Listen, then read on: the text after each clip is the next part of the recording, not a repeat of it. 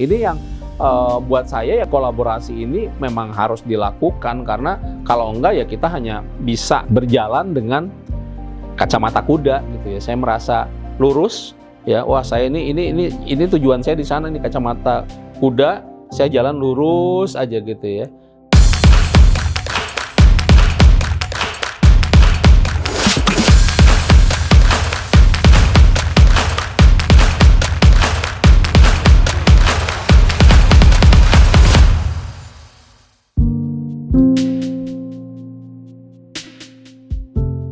Diamanahkan menjadi direktur itu Januari 2022, jadi 2 tahunan lah, baru 2 tahunan.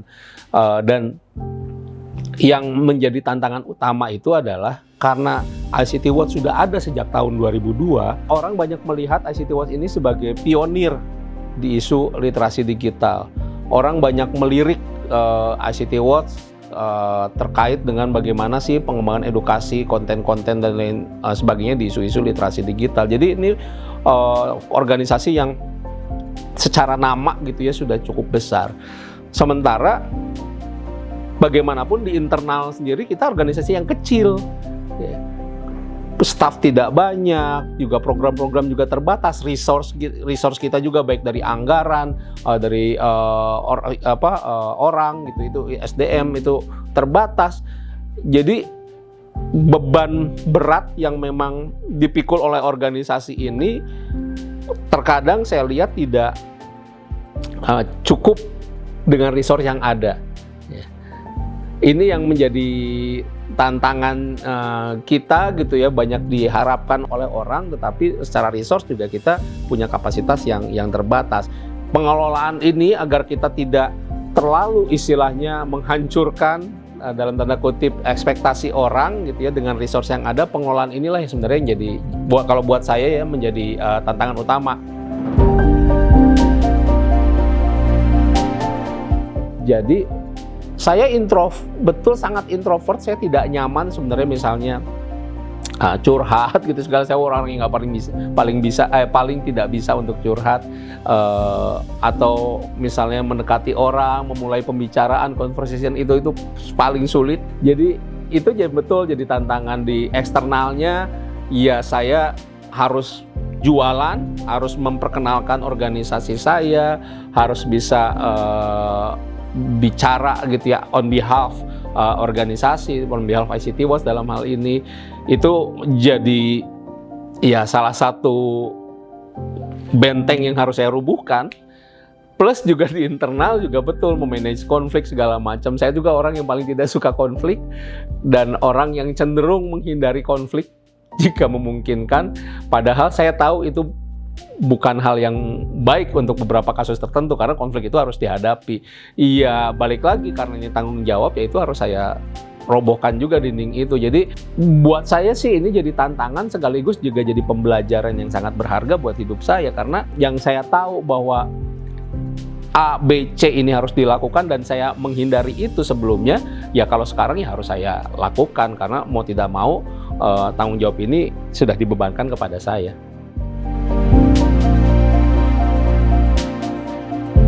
Nggak tahu, waktu di kampus dulu saya tuh di ospek, kemudian jalan di kampus itu selalu dididik gitu ya, didoktrin agar tidak pernah bilang tidak jika diberikan sebuah tanggung jawab. Jadi ya kalau tidak bisa bilang tidak, ya berarti resikonya harus dibawa. Dinding-dinding yang saya miliki di dalam personal, di dalam diri saya itu harus saya robohkan supaya bisa mengambil tanggung jawab ini. Kemudian tadi saya sempat singgung di awal sih bahwa saya itu memang berusaha untuk mencoba empati. Jadi mencoba untuk melihat segala macam hal dari perspektif, bukan hanya perspektif saya tapi juga perspektif orang-orang di sekitar saya. Saya itu jadi semacam kolaborator. Saya itu jadi bisa menjadi semacam jembatan karena bisa memahami gitu ya sudut pandang dari berbagai pihak. Jadi saya bicara A, ini kalau misalnya di sini sih melihatnya kayak gini, mungkin lu melihatnya kayak gitu, saya tahu pandangan lu kayak gitu, jadi semacam itu. Jadi saya banyak disebut orang juga untuk bisa jadi bridging gitu ya, karena itu tadi saya merasa bahwa saya punya empati yang cukup baik, akhirnya saya mencoba mendengarkan, mencoba belajar, mencoba menyerap apapun yang orang lain, siapapun orang yang ada di depan saya.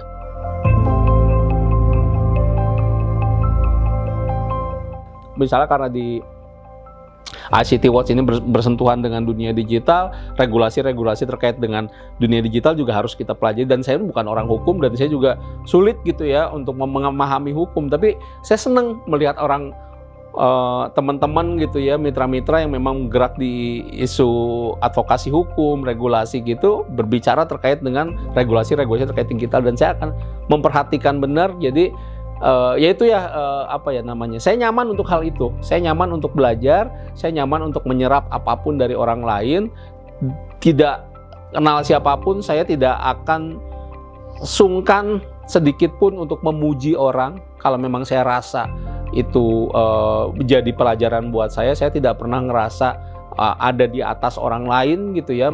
Jika memang saya lihat orang itu event levelnya apapun, saya pernah diinterview sama anak SD untuk tugas sekolahnya mereka, dan saya benar-benar amazed ngelihat bagaimana cara mereka berpikir, karena jelas beda generasi gitu ya, bagaimana cara mereka membangun pertanyaan, bagaimana PD-nya mereka menghadapi orang yang lebih senior dari mereka, lebih pengalaman, punya pengetahuan mungkin yang lebih juga dari mereka.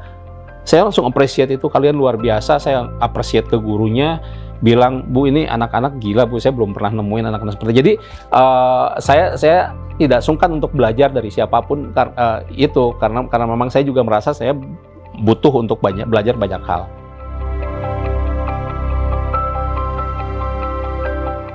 Saya adalah orang yang percaya bahwa kerja bersama itu akan menghasilkan sesuatu yang lebih baik dibandingkan kerja sendiri.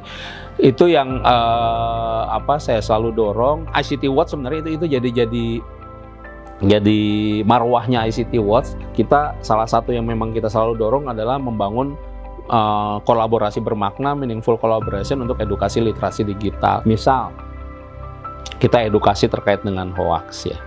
Iya, kita banyak berpikir kritis, kita bisa bikin ngasih tahu orang nih cara ngecek hoax atau tidak itu seperti ini segala macam.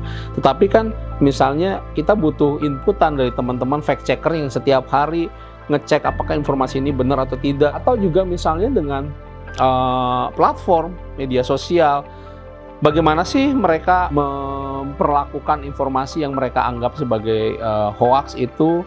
Regulasi internalnya seperti apa, bagaimana ini dijawantahkan dalam kebijakan-kebijakannya dan lain sebagainya. Ini yang buat saya ya kolaborasi ini memang harus dilakukan, karena kalau enggak ya kita hanya bisa berjalan dengan kacamata kuda gitu ya. Saya merasa lurus ya, wah saya ini tujuan saya di sana nih, kacamata kuda, saya jalan lurus aja gitu ya.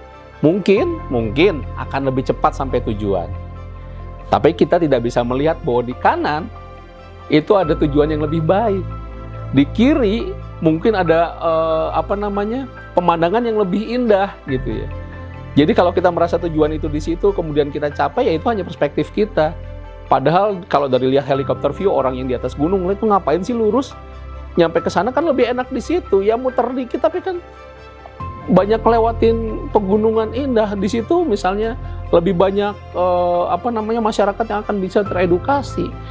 Jadi itu yang saya pikirkan, bagaimana sebenarnya kerja kolaborasi itu menjadi sesuatu hal yang bisa disebut hal yang mutlak dalam melakukan aktivitas kita khususnya di ICT Watch ya.